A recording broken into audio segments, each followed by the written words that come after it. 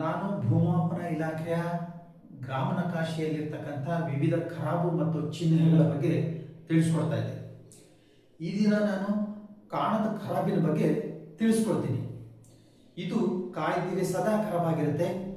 ಈಗಾಗಲೇ ನಾನು ಸಾಕಷ್ಟು ಖರಾಬುಗಳ ಬಗ್ಗೆ ವಿವರಣೆಯನ್ನು ನೀಡಿರುತ್ತೇನೆ ಹಾಗೂ ಅವುಗಳನ್ನು ಗ್ರಾಮ ನಕಾಶೆಗಳಲ್ಲಿ ಅಥವಾ ಭೂ ದಾಖಲೆಗಳಲ್ಲಿ ಹೇಗೆ ಗುರುತಿಸ್ತಾರೆ ಅನ್ನೋದ್ರ ಬಗ್ಗೆಯೂ ಸಹ ನಾನು ತಿಳಿಸ್ಕೊಟ್ಟಿದ್ದೀನಿ. ಹಾಗಾದರೆ ಕಾಣದ ಖರಾಬನ್ನು ಹೇಗೆ ಗುರುತಿಸ್ತಾರೆ? ಅದು ಕಾಣದೇ ಇಲ್ವಲ್ಲ ಅನ್ಬೋದು. ಕಾಣದ ಖರಾಬನ್ನ ಯಾವುದೇ ಗುರುತಿನಿಂದ ನಕಾಶೆಯಲ್ಲಿ ಗುರುತಿಸಲು ಸಾಧ್ಯವಿರುವುದಿಲ್ಲ. ಹಾಗಾದರೆ ಏನಿದು ಖರಾಬು? ಕಾಣದ ಖರಾಬು ಅಂದರೆ ಏನು? ಮಳೆ ನೀರು ಭೂಮಿ ಮೇಲೆ ಬಿದ್ದ ನಂತರ ಭೂಮಿಯ ಸಾಮರ್ಥ್ಯಕ್ಕೆ ಅನುಗುಣವಾಗಿ ಭೂಮಿಯ ಒಳಗಡೆ ನೀರು ಹೋಗುತ್ತೆ. ಉಳಿದ ನೀರು ಭೂಮಿಯ ಮೇಲೆ ಹರಿದು ಕೊರಕಲು, ಕಾಲುವೆ, ಹಳ್ಳಗಳ ಮೂಲಕ ಮುಂದಕ್ಕೆ ಸಾಗುತ್ತೆ. ಮಳೆ ಬಿಟ್ಟ ನಂತರ ಹದ ನೋಡಿ ನೆಲಬಾಂಧವರು ಬಿತ್ತನೆ ಮಾಡೋದ ಸಲುವಾಗಿ ಭೂಮಿಯನ್ನು ಉಳುಮೆ ಮಾಡಕ್ಕೆ ಹೋಗ್ತಾರೆ.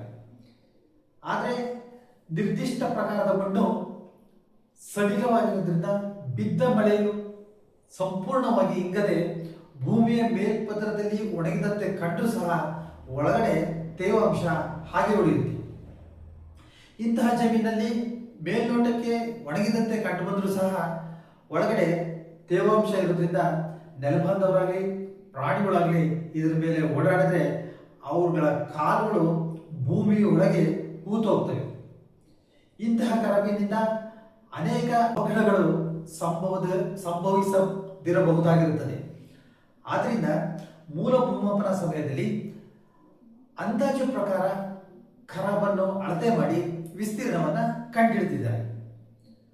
ಹಾಗಾದರೆ ಯಾವುದೇ ಒಂದು ಸರ್ವೆ ನಂಬರ್ನಲ್ಲಿ ಹಿಸ್ಸಾ ಮಾಡಬೇಕು ಅಂದರೆ 11 ಸ್ಕೆಚ್ ಆಗಲಿ ವಿಭಾಗ ಮಾಡಬೇಕು ಅಂತಂದಾಗ ಈ ಖರಾಬನ್ನು ಹೇಗೆ ಹಂಚಾಕ್ತಾರೆ ಅಂದರೆ ದಾಮಾಶ ಪ್ರಕಾರ ಹಂಚಾಕಲಾಗುತ್ತೆ.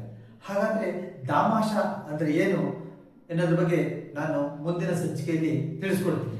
ನೆಲಮಾಪನಕ್ಕೆ ಸಂಬಂಧಪಟ್ಟಂತ ಎಲ್ಲ ವಿಡಿಯೋಗಳು ಫೇಸ್ಬುಕ್, ಯೂಟ್ಯೂಬ್ನಲ್ಲಿ ಲಭ್ಯವಿದ್ದು ತಾವು ನೆಲಮಾಪನ ಎಂದು ಸಬ್ಸ್ಕ್ರೈಬ್ ಆಗಿ ವೀಕ್ಷಿಸಬಹುದಾಗಿದೆ. ನಮಸ್ಕಾರ.